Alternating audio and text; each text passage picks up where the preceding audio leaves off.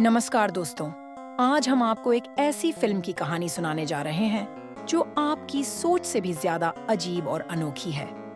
इस फिल्म का नाम है everything everywhere all at once, जो 2022 में रिलीज हुई थी।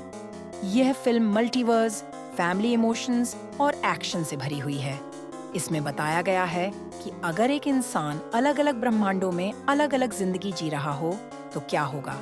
तो चलिए बिना समय गवाए इस दिलचस्प और दिमाग हिला देने वाली कहानी को शुरू करते हैं। कहानी की शुरुआत होती है एवलिन वांग नाम की एक साधारण चीनी अमेरिकी महिला से। वह अपने पति वेमंड वांग के साथ मिलकर एक लॉन्ड्री, कपड़े धोने की दुकान चलाती है। उनकी बेटी जॉय वांग है, जो अपनी माँ से बहुत नाराज रहती है क्योंकि एवलिन उसे समझ नहीं पाती। एवलिन का जीवन बहुत ही तनाव भरा है। वह अपने बूढ़े पिता गोंग गोंग की देखभाल कर रही है। वह टैक्स ऑफिसर टी ड्रेड से परेशान है क्योंकि उसे टैक्स फाइल करने में दिक्कत हो रही है।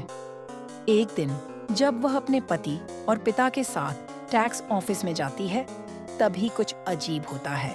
एवलिन लिफ्ट में होती है, तभी उसके पति वेमंड अचानक बदल जाता है। वह कहता है कि वह अल्फा वेमंड है, यानी किसी दूसरे ब्रह्मांड का वेमंड। वह बताता है कि हमारा ब्रह्मांड अकेला नहीं है, लाखों ब्रह्मांड हैं जहां हर इंसान की जिंदगी अलग होती है। वह बताता है कि एक बहुत खतरनाक विलेन जोबू टोपाकी पूरे मल्टीवर्स को नष्ट करना चाहती है और सिर्फ एवलिन ही उसे रोक सकती है। अल्फा वेमंड उसे सिखाता है कि कैसे वह दूसरी यूनिवर्स में जाकर वहां की ताकतें पा सकती है। इसे वर्स जंपिंग कहते हैं।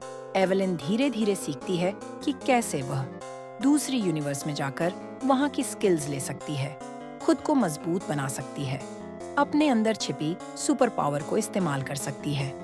अब एवलिन का सफर शुरू होता है, जहां वह अलग अलग दुनिया में जाती है। अब कहानी में मल्टीवर्स के अजीब और मजेदार ब्रह्मांड आते हैं। कुंग फू मास्टर यूनिवर्स, यहाँ एवलिन एक मार्शल आर्ट फाइटर होती है। फिल्म स्टार यूनिवर्स, यहाँ वह एक मशहूर एक्ट्रेस होती है। हॉट डॉग फिंगर यूनिवर्स, यहाँ लोगों की उंगलियां हॉट डॉग जैसी होती हैं। रॉक यूनिवर्स, यहाँ सब पत्थर होते हैं और कोई बोल नहीं सकता। हर यूनिवर्स में उसे कुछ नई बातें सीखने को मिलती हैं, जो उसकी असली ताकत बढ़ाती है। अब एवलिन को पता चलता है कि जोबू टोपाकी कोई और नहीं बल्कि उसकी अपनी बेटी जॉय है। कैसे? अल्फा यूनिवर्स में एवलिन ने जॉय पर बहुत ज्यादा एक्सपेरिमेंट किए, जिससे वह मल्टीवर्स को पूरी तरह समझने लगी। अब जॉय यानी जोबू टोपाकी हर यूनिवर्स को एक साथ महसूस कर सकती है, लेकिन उसे हर चीज बेमतलब लगने लगी और उसने सब कुछ खत्म करने की ठानी। जोबू ने एक बैगेल, एक काला गोल छेद बनाया जो पूरे मल्टीवर्स को नष्ट कर सकता है। अब एवलिन को तय करना होगा कि वह अपनी बेटी को कैसे बचाएगी। एवलिन अब समझ जाती है कि लड़ाई से कुछ नहीं होगा। वह हर यूनिवर्स में लोगों की भावनाएं समझने की कोशिश करती है। वह सीखती है कि दुनिया को नफरत नहीं, प्यार से बचाया जा सकता है। वह हर दुश्मन को हराने के बजाय उनकी मदद करने लगती है। यह देखकर जोबू भी रुक जाती है। उसे एहसास होता है कि अगर उसकी माँ उसे प्यार करती है तो शायद दुनिया में कुछ तो मायने रखता है। वह नष्ट करने का इरादा छोड़ देती है। अब एवलिन अपने परिवार को बचा लेती है। जॉय और एवलिन का रिश्ता मजबूत हो जाता है। वेमंड और एवलिन फिर से खुश रहने लगते हैं। वे अपना बिजनेस और फैमिली संभाल लेते हैं। अंत में एवलिन समझ जाती है कि हर ब्रह्मांड में उसका असली मकसद अपने परिवार और अपनों से प्यार करना है।